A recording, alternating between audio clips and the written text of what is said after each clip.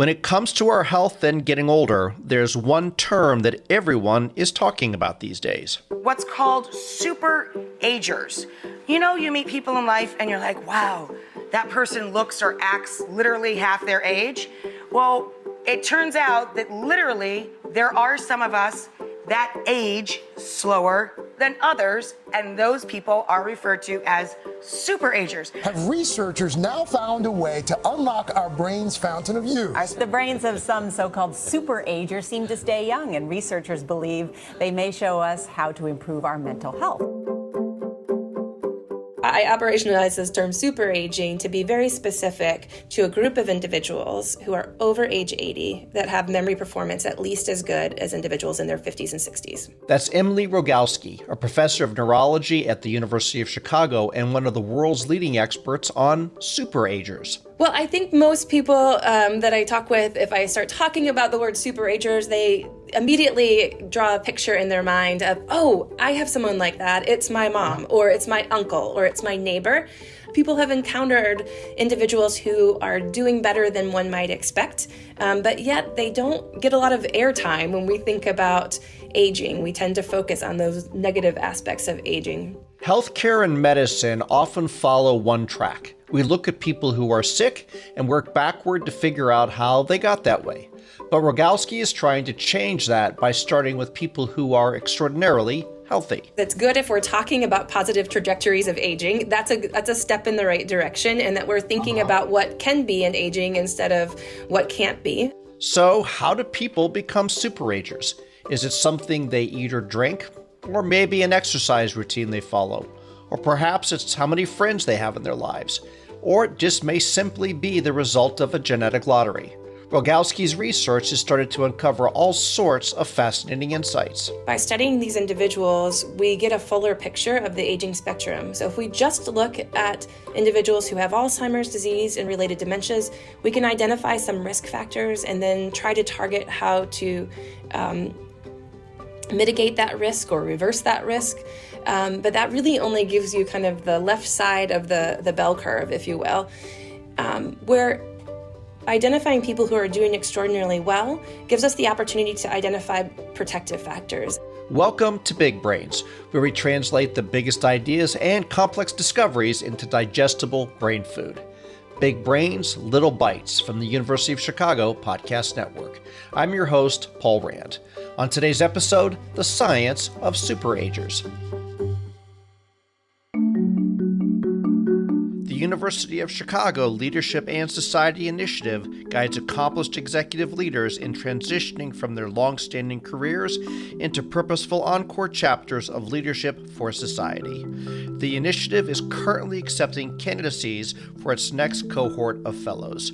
Your next chapter matters, for you and for society. Learn more about this unique fellowship experience at leadforsociety.uchicago.edu.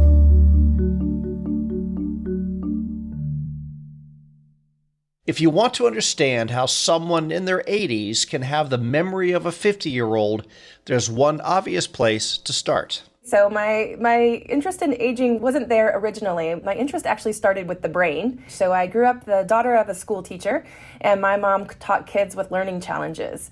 And what I learned from having the opportunity to be in her classroom and work with some of those kids and see them over time was how brilliant they were, but they learned a little bit differently. And so at a young age, I had a very naive question of, hey, I wonder what's different about their brains. And so that kind of sparked my interest in neuroscience.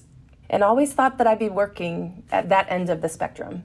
With kids? With kids, that's right. Okay. And then, life has a funny way of taking you down different and unexpected paths. And so when I entered graduate school, it was a requirement to do some rotations. And that was a good thing. I learned about the opposite end of the spectrum, so individuals who had Alzheimer's or related dementia. And then I learned about a rare dementia called primary progressive aphasia, where instead of there being memory loss, there was actually preservation of memory, but challenges with language. In this dementia syndrome, individuals tend to be in their 50s or 60s instead of 70s or 80s. And at the time, there was very little research happening in this space. And so really started down the path of this aging and dementia work, and then over time got more exposed to different trajectories of aging. Particularly, then again, another group kind of on the margins, if you will, are those who are over age 80 that are doing extraordinarily well. Well, before we start jumping into the whole concept of super agers, I would love just to set a baseline foundation. You talk about this a little bit in terms of what in the world happens to our brains as we age, and what do we need to understand on a foundational level? You know, our thinking about aging trajectories and what happens as we age has really changed over time. It was once believed that we all got old and that we had only one path for aging, and that was to become senile. We now know that things are much more complex, and we understand that our memory and thinking abilities really tends to peak in our 20s or maybe even 30s, and so just like the exterior of our body experiences some wear and tear as we age, we do see that there are changes that are happening to our brain. One of those is that the outer layer of the brain, or the cortex, tends to shrink a bit over time, and there's some acceleration of that as we enter our 60s. Okay, so when it actually comes to the cortex, what is causing that shrinkage? Also another great question, and one that's not really well answered, and we've started to dig into this a little bit. Is it that there are fewer neurons, and there are really mixed results in the literature on some of this work, versus is it the size of the neurons that is changing, or really understanding which diseases or chronic challenges are maybe having different influences on different aspects of the brain, all which could end up with cortical thinning at the end of the day, but due to different causes. And if we're talking about the shrinkage, tell me the impact. Is it in memory, executive skills, motor skills? Where are we seeing that shrinkage making an impact? So when we look at what the changes that occur in older adults, it really matters, just like real estate, location of what cognitive changes that you might see. So if that shrinkage occurs more in language-related networks, then we're going to see an impact on language. If those changes occur in areas of the brain that are more important for attention or executive function, then we may see challenges with planning and attention. If those changes occur more in memory-related regions, then we'll see that impact on memory. So this is why we look at the spatial distribution of changes as well as the magnitude of that change. And this shrinkage is a big part of what makes super agers so unique. So when we look at a biologic standpoint, when we look at the structure of the brain of super agers, they tend to look more like 50-year-old brains than they do like 80-year-old brains. Cortical thickness of the super agers is not significantly thinner than that of 50 to 60-year-olds. That outer layer of the brain, the cortex, is not atrophying at the same rate. So atrophying it's not thinning. And then we asked a question over time, well, do the super agers show the same rate of thinning as their 80-plus-year-old peers, or do they seem to be on a different trajectory? And what we see there is that they do tend to be on a different trajectory. The average agers are thinning in that outer layer of the cortex at a rate that's more than 2.5 times that of a super ager. And then there's a region in the anterior cingulate, which is actually thicker in the super agers than it is in the 50 to 60-year-olds. And so usually at this point, people are saying, well, what is the anterior cingulate? Do I want a thicker one? And if so, how do I get one?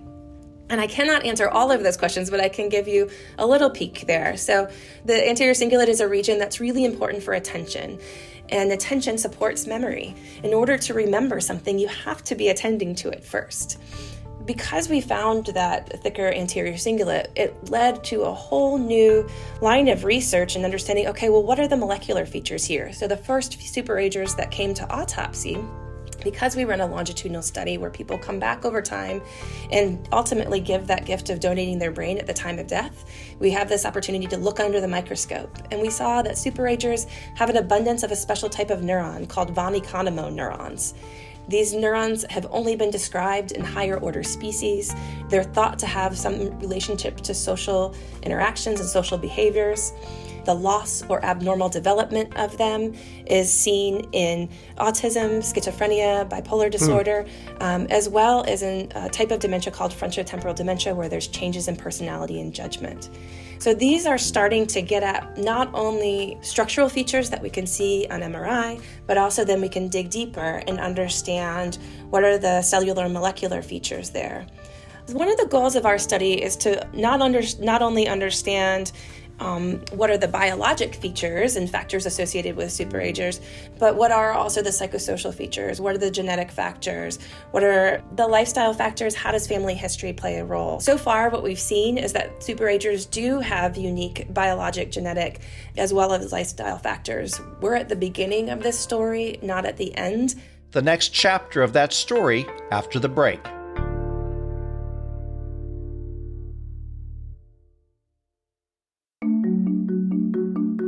If you're enjoying the discussions that we're having on this program, there's another University of Chicago podcast network show that you should check out.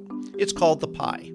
Economists are always talking about the pie, how it grows and shrinks, how it's sliced, and who gets the biggest share.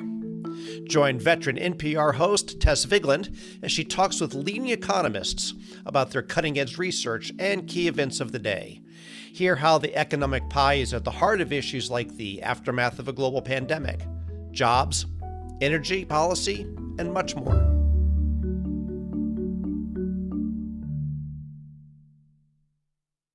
Everyone wants to know how to become a superager. While genetics play a huge role, the question is, are there lifestyle factors we can change to give ourselves a better shot of ending up in this category? When we look at other factors like psychosocial factors and how people approach life, we see that superagers tend to report stronger social relationships compared to their cognitively average peers. This fits really well with the larger literature talking about the negative consequences of social isolation, the negative consequences of loneliness, and the positive aspects of maintaining social engagement. Now, the first finding we saw here was on a survey, so we didn't have a lot of deeper information of what are those social relationships, who are they talking to, how often are they doing that. And so now we've followed that up in our subsequent studies. We have superagers wearing wearable sensors in their daily lives. And so we're able to monitor how much activity they're getting. Is that activity vigorous? How often are they communicating with others? We can look at those social interactions, but now have some extra objective measurements to complement these subjective measurements that we got in the survey. And and just to cover off on this area, whether it's diet or demographic differences or other things, those don't play into this in the way you may think they would, do they? Yeah, so when we look at diet and exercise, we see a wide variety.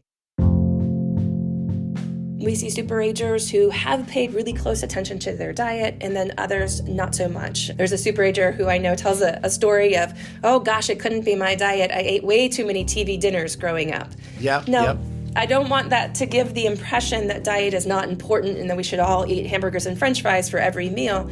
And likely some of the tolerability of one individual's diet versus another probably has some interplay with their genetics and what their tolerance there. There's likely to be more than one pathway, but when we use really precision-based approaches to understanding, we can start to know kind of the components that have been key to getting to these different pathways. When we look at exercise too, we also see that same variability where some people are really vigorously exercising, whether that's high intensity work in the pool or riding their bike tens of hundreds of miles. And while others who may be not as physically capable but are still doing stretching classes or chair stretching classes. We've also had people who have firmly told me, you know what? I've never exercised much and I don't plan to start, so please don't ask me to. And so we take all kinds there. And so some of these things, as you're getting to it, whether it's your diet, your genetics that go into this, your exercise levels, you can't really point into these and say, you know, a Mediterranean diet is one of the keys to becoming a superager. There's benefits of it, but they're not adding up consistently, as this is one of the key criteria. Well, yeah, what I would say is that it's not a single, the recipe is not, it has to be this diet plus this exercise equals super aging. We don't have a precise recipe in that way. I do think both diet and exercise are important. We know that there are benefits to both. And I think yet another component that is important is exercising our brains. People will often ask me, hey, should I do a crossword puzzle every day? Is the New York Times the perfect one? Or is there another one? And my answer to that usually is, do you like crossword puzzles? And do you find them challenging? Because if you don't like them and they cause you a lot of angst, then the stress that is induced by the crossword puzzle will far outweigh any brain benefit that you would ever gain. Okay. And likewise, if you don't find them to be particularly challenging, then the brain boost that you're going to get from them is also likely not to be that great. And I think this really harkens back to a great study that was done by Denise Park years ago, where she took a group of individuals, and she had one group that learned photography, another group that learned to knit, and then a third group that I think sat on the couch and watched TV, but did something benign. And the question was, which one has the most brain benefit? And in that study, she found that both knitting and photography were equal. And the key there was the novelty. So the fact that there was new learning that was happening in each group. And so I think this is an important kind of take-home point for as one thinks about what can they do in their daily life. It's finding something that is enjoyable to you, but also challenging. And I think this also ties in nicely with what we see in Super Agers' report of strong social engagement. So it turns out having a conversation is actually a good workout for your brain and maintaining social connection. Because I don't know exactly what you're going to ask me next. And whenever you ask it to me, my brain has to do some mental gymnastics real quickly to say, okay, well, what is it that I want to say back? And so that's a good activity. My brain likes that kind of responsivity that it has to have in the moment. And so that's one of the ways that social connection is important. Of course, social connection is also important from an emotional standpoint. So when we think about our kind of lifestyle choices, I say, if you're thinking about calling your friend today on the way home from work, you should do it. It might make you feel good, and there may be some brain benefit. And if you're thinking about taking up a new activity, you should do it. Your brain likes new things. And so I think those are pretty safe features. We can't give a recipe of how you make your cortex thicker, but we do know that our brains are more pliable, plastic, and capable of neurogenesis in a way that we didn't think was possible several decades ago. And so there's a lot of possibilities for the future. All right. If I was doing photography or knitting or any of these other activities and I wanted to have an alcoholic drink, would you discourage me? Oh, goodness. Well, the Super Agers, many of them would say no. In fact, we asked them why they think that they are a Super Ager, and some of them have firmly told us it's because they have a martini at 5 o'clock. Now, I am not going to support, certainly having a lot of alcohol is not good for your brain, but there are many who would advocate that they enjoy a beverage here or there. It almost seems too easy, and I was kind of hoping for some miracle, but you're saying watch what you eat, watch what you drink, get more exercise, and stay mentally engaged. If we had the magic answer of what exactly the precise thing is to do to maintain your perfect cognitive health, we would be in great shape, but we're not there yet. We're bombarded in our daily lives by media that says, hey, take one of these, or just do this computerized test and you'll be protective. My general rule is that if it's just one thing, it's likely to not be it. Our brains are much more complex than just one element. If we looked out 20 years and you said, I'm going to dream, and if I could think of the applications that my work could present to the world and benefit the world, where do you see that potentially going? Where could we be in 20 or 30 years, both from a scientific point of view, but also a human longevity point of view? So I think there's tremendous potential, one, in just changing the conversation. So there's tremendous stigma around aging, and there are lowered expectations of what's possible in aging because the majority of what is in our media and on the television is really focused on that negative aspect. How old is too old to do X, Y, or Z thing, instead of looking at that person and seeing what potential they have. We see this in a really profound way in a study that was actually done in Zimbabwe, where instead of devaluing their older adults, they valued them. So in that country, which is riddled by poverty, and also had a major mental health crisis where they just had a handful of psychiatrists, but a high percentage of the population that was suffering from mental health challenges. One way to solve that problem is to figure out how to rush more doctors in. But they took a different approach. They took the grandmothers in their community and they taught them cognitive behavioral therapy, and they set them on benches around the community so that they could support the individuals who were having mental health challenges. And they ran a proper randomized control trial and showed that that intervention was just as good as what was being delivered by the psychiatrist. So there's a great example about how if we change our viewpoint of what older adults can do and the value that they add, it can have a profound impact on the community. When we think from a biologic standpoint, I do think as we start to understand what factors may be important for providing resilience or resistance, there may be outcomes that lead to pharmacological options that help people avoid one trajectory or another. And then there may also be a greater understanding of, from a precision medicine standpoint, of, hey, here's my genetic factors, thanks from mom and dad. Here are the lifestyle factors that I have been doing for the last, several decades. Here's what I've been eating. Given this and given my risk profile, what do I do now to help myself have the best probability of being on a positive trajectory of aging? But it's really understanding each individual person and then being able to apply this knowledge. And so I think that's where we're going as a field, is this precision medicine approach. But it's going to take us a minute to get there and do it the right way. Maybe one other thing I would add is that we are still actively enrolling Super Agers across the US and Canada. So if we can do a shameless plug for those who are out there who might know a Super Ager, we would love to hear from you. And if we're not in your city yet, we still have a registry for you to join so that one day we may have a good home for you to participate. So encourage those to reach out.